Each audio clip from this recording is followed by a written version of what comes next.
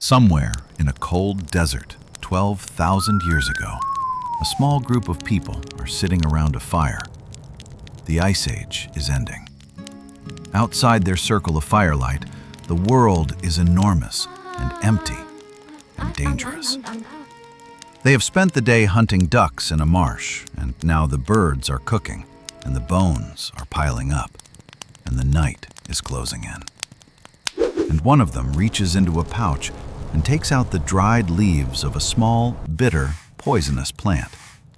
And they do something with it. Chew it, or roll it, or hold it to the fire and breathe the smoke. For one reason, and one reason only. Because of the way it makes them feel.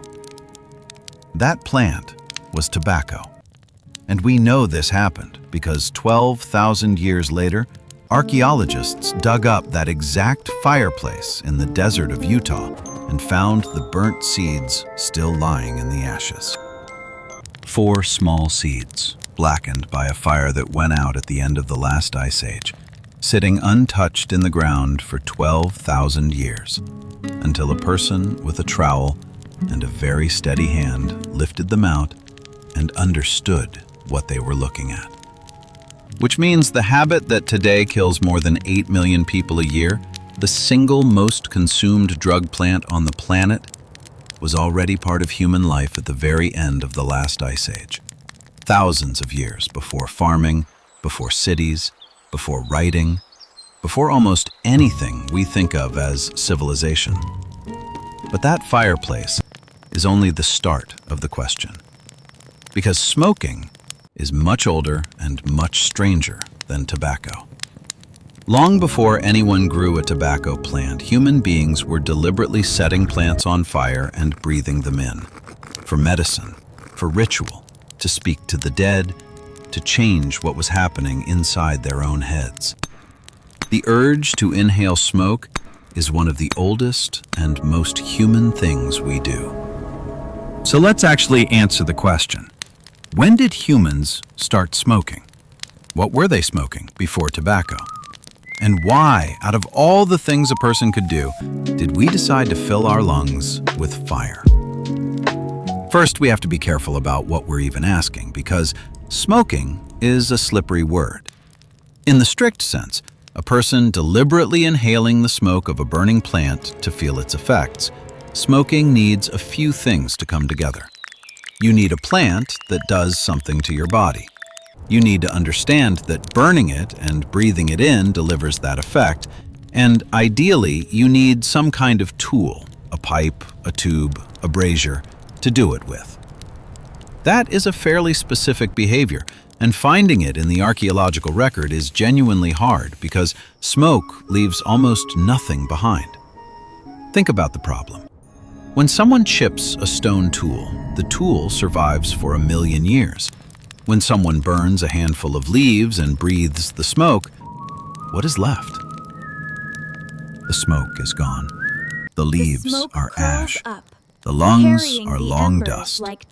Unless that person happened to drop a seed in a fire that was then buried and preserved, or unless the chemical residue of the plant soaked into a stone pipe that survived. There is simply nothing for an archaeologist to find. This is why the story of smoking keeps jumping backwards in time. Every few years, someone finds a slightly older seed or a slightly older pipe, and the date leaps thousands of years deeper into the past. And that pattern should tell you something important. Every date you are about to hear is not the moment humans started smoking. It is only the oldest moment we have so far managed to catch. The real beginning is always somewhere further back, in the vast, dark stretch of prehistory where nothing was written down and almost nothing survives. When an archaeologist says the earliest evidence, they do not mean the first time it happened. They mean the first time it happened that left something behind for us to find. The gap between those two things in the story of smoking is probably enormous. And there's a second, wider sense of the question, which is even more interesting. Forget tobacco for a moment. Forget even inhaling on purpose. Human beings have been living inside smoke for as long as we have had fire, which is hundreds of thousands of years. Every night, for a huge slice of human existence, people slept beside a fire, in caves and shelters and huts, breathing wood smoke and the smoke of whatever plants they threw on the flames. Some of those plants, thrown on a fire to keep insects away, or for their smell, or by accident, would have released fumes that did something. And a species that spends every night breathing smoke is a species that is going to notice, sooner or later, that some smoke does more than sting your eyes. There is even a serious idea that this constant exposure shaped us biologically, that our bodies carry ancient adaptations to living in smoke, because those who could tolerate a lifetime of wood smoke in an enclosed shelter survived, and those who couldn't, didn't. If that is right, then smoke is not just something humans do. It is something humans are built around. We are, in a real sense, a smoke-adapted animal, a creature that made a home inside the one thing most other animals flee from. So the deep origin of smoking isn't a single invention.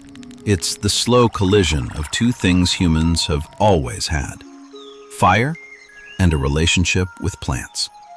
Put those together for long enough, around enough fires, over enough thousands of years, and somebody is going to work out that certain plants, on the fire, change the world inside your head. The only question is when we can actually catch them doing it. Which brings us back to that fireplace in Utah, because it is, right now, the oldest hard evidence we have. The site is called Wishbone. It sits on the flat, cracked mud of the Great Salt Lake Desert, and for most of history it was invisible. Just a little black smudge on the open ground where the wind had slowly stripped away the covering earth. An archaeologist named Darren Duke had been working the area for years when he found it. An intact, undisturbed Ice Age hearth, a fireplace that had not been touched since the people who built it walked away. Around that hearth was the debris of a real day in a real life. Stone spear tips, the kind used for hunting big game. More than 2,000 bones, most of them from ducks with cut marks showing they had been butchered and cooked. This was a camp. People had sat here by this fire and eaten on the mud flats at the very end of the Ice Age. And in the ashes were 4 small charred seeds. Tobacco seeds. Wild tobacco, Nicotiana attenuata, a plant loaded with nicotine. Radiocarbon dating of the burnt wood put the fireplace at around 12,300 years old. That shattered the previous record. Before Wishbone, the oldest solid evidence of tobacco use was nicotine residue in pipes from Alabama, around 3,300 years old. Wow. Wishbone pushed the story back by 9,000 years in a single discovery. 9,000 years, deeper into the past than the entire history of agriculture. Now, archaeologists are careful people, and they asked the obvious hard questions. Could the seeds have got there by accident? Could a duck have eaten the tobacco and carried the seeds in its stomach to the fire? The team looked hard at this, and the answer was almost certainly not. The tobacco plant doesn't grow in that marsh. It grows on rocky ground some distance away up in the hills. A duck feeding in the wetland would have had to fly off, climb a rocky range, seek out an uncommon plant it doesn't normally eat, and then come back to be caught, while ignoring hundreds of square kilometers of its normal food. The far simpler explanation is that the people brought the tobacco there on purpose because they wanted it. And this matters more than it might seem, because it tells us these were not people stumbling onto tobacco by chance. They knew this plant. They knew where it grew, up on the rocky ground away from the marsh. They knew it was worth the trip, worth carrying, worth keeping in a pouch. That is not accident. That is knowledge, passed down, held onto, acted on. A relationship with a specific drug plant already old enough by 12,000 years ago to be routine. We can't say for certain exactly how they used it. The seeds themselves burn badly, so they weren't fuel. Most likely, the people carried tobacco leaves and stems and chewed them, or sucked wads of the fiber for the nicotine hit, or held it to the fire and breathed the smoke. And the seeds were simply spat out or dropped into the ashes. Whatever the exact method, the meaning is the same. 12,000 years ago, hunter-gatherers at the edge of the Ice Age knew this plant, sought it out, carried it with them, and used it for the way it made them feel. As the lead archaeologist put it, tobacco is the king of intoxicant plants, and we can now trace its cultural roots directly to the Ice Age. And notice what that means. These people had no agriculture. They didn't farm anything. They were hunter-gatherers, moving with the seasons, carrying everything they owned. In a life like that, you do not carry anything you do not truly want. Every ounce of weight matters. And they chose to carry tobacco, a plant you cannot eat, that does nothing to keep you alive, whose only value is the way it makes you feel. That single fact says something profound about human priorities 12,000 years ago. Even when survival was the whole of life, people made room in their hands and their packs and their days for something whose only purpose was to alter the mind. But some scholars now suspect that tobacco may have been one of the very first plants that humans in the Americas formed a deep relationship with.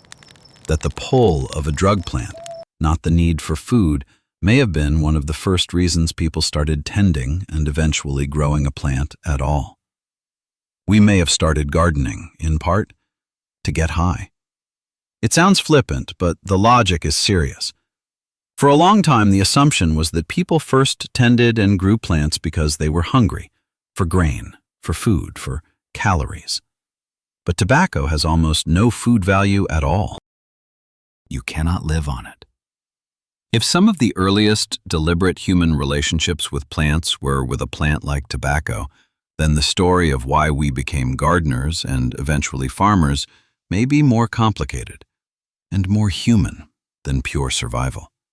Alongside the need to eat sat another older need, the need to change how it feels to be alive. And that need, it turns out, is powerful enough to make a wandering hunter stop and tend and keep coming back to a particular patch of ground. But here's the thing. Tobacco is a New World plant. It grows in the Americas. For most of human history, most of humanity had never seen it, and never would, not until it spread around the globe after 1500. So if people on the other side of the planet were smoking, and they were smoking something else. And they were. Travel to the roof of the world, high in the Pamir Mountains of what is now Western China, to a 2,500-year-old cemetery called Jirzankal. It is a bleak, high, cold place, marked with strange black and white lines of stone on the surface and circular burial mounds. And in the tombs, archaeologists found wooden bowls, braziers, holding small stones that had clearly been heated to high temperatures. Something had been burned in them. When scientists analyzed the chemical residue baked into those braziers, they found cannabis. Not the ordinary hemp grown for rope and cloth, which barely affects the mind. This was cannabis with a high level of the psychoactive compound THC, higher than you'd expect from wild plants. Someone had selected strong, mind-altering plants, put them on hot stones inside a bowl, and filled an enclosed space with the smoke. During a funeral. This is some of the earliest clear, chemically proven evidence of people burning cannabis specifically to feel its effects. 2,500 years ago, in the high mountains, people were getting high at the graveside, breathing the smoke of a burning drug plant to be with their dead. And they had gone to the trouble of choosing their plants. The cannabis in those braziers wasn't the weak, fibrous hemp that grows wild everywhere. It carried unusually high levels of the compound that alters the mind. Someone, somewhere, had been paying attention to which plants were stronger and selecting them and saving them for this. That is the beginning of the long, tangled human story of breeding plants to be more potent. A story that runs unbroken right up to the present day. And this fits a pattern that runs all through the ancient world. The Greek historian Herodotus, writing around the same time, described the Scythians, the horse peoples of the steppe, throwing cannabis onto hot stones inside small tents and howling with pleasure at the vapor. For a long time, this was dismissed as a traveler's tall tale. Then, archaeologists started finding the actual equipment, the little tents, the braziers, the burnt cannabis, frozen in steppe burials. And it turned out Herodotus had been describing something real. Deep in the frozen tombs of the Altai Mountains, in the burials of the people we call the Pazyryk, excavators found exactly what Herodotus described. Small frameworks of sticks that would have supported a covering, sets of stones burnt by fire, and the remains of cannabis. The ice had kept it all. A 2,500-year-old account written down by a Greek who was passing on what he'd heard turned out to match the archaeology almost detail for detail. The vapor tents were real. So step back and look at the shape of it. On one side of the world, at the end of the Ice Age, people are using tobacco. On the other side, thousands of years later, but still deep in prehistory, people are burning cannabis. Different continents, different plants, no contact between them. And the same fundamental behavior, invented independently, again and again. Find the plant that changes your mind, and take it in through smoke. This is one of the most telling facts in the whole story. When completely separate human populations, who never met and never could have met, all arrive at the same behavior on their own, it tells you that behavior is coming from something deep inside us, not from culture or contact. Nobody taught the Ice Age people of Utah and the mountain people of the Pamirs to do this. They each found it for themselves, because the drive that leads to it is built into human beings everywhere. Smoking is not one culture's invention that spread. It is something our species keeps reinventing wherever it finds the right plant and a fire to put it on. And here is the part that our modern picture of smoking gets completely wrong. When we think of smoking now, we think of a habit, a cigarette on a break, a private craving, an addiction, something you do out of stress or boredom, something almost embarrassingly ordinary. That is not what smoking was for almost all of human history. For most of the human past, inhaling the smoke of a powerful plant was one of the most sacred things a person could do. Look at where the evidence keeps turning up, not in ordinary rubbish, but in graves, in tombs, at funerals. The cannabis at Jirzankal was burned for the dead. Across the Americas, tobacco was not a casual treat, it was holy. It was used by priests and healers, offered to the gods, smoked to bring on visions, burned to carry prayers upward. In many cultures, tobacco was so sacred that its smoke was thought to be the actual medium through which you could speak to the spirit world. And when you understand why plants like these affect the mind, this stops being strange and starts making perfect sense. A plant that changes your perceptions, that brings on visions, that makes you feel you are in contact with something beyond the ordinary world. Of course, early people didn't think of that as recreation. They thought of it as a doorway. The smoke rose upward toward the sky, toward the ancestors and the gods, and it seemed to carry the mind up with it. Smoke was how you left your body without dying. It was how you talked to the dead. It was how a healer traveled to the spirit world and came back with the cure. This is why, across so many cultures, the person who handled the smoke was not an ordinary person. They were the shaman, the healer, the priest, the one trusted to go through the doorway and come back. The smoke was too powerful, too sacred, and too dangerous to be casual about. It was a tool for crossing between worlds, and you did not hand a tool like that to just anyone. Compare that to how we treat smoke now, and the distance is staggering. What was once the most sacred act a community had is now the most ordinary. A thing done alone, on a pavement, out of habit, between tasks. So the real answer to why did humans start smoking is not for pleasure, or at least not only that. Humans started smoking because they found plants that opened a door in the mind, and because the most natural way to take those plants was through fire and breath, and because what they found on the other side of that door felt sacred. The high was not a side effect. For most of history, the high was the whole point. It was the medicine and the prayer and the vision all at once.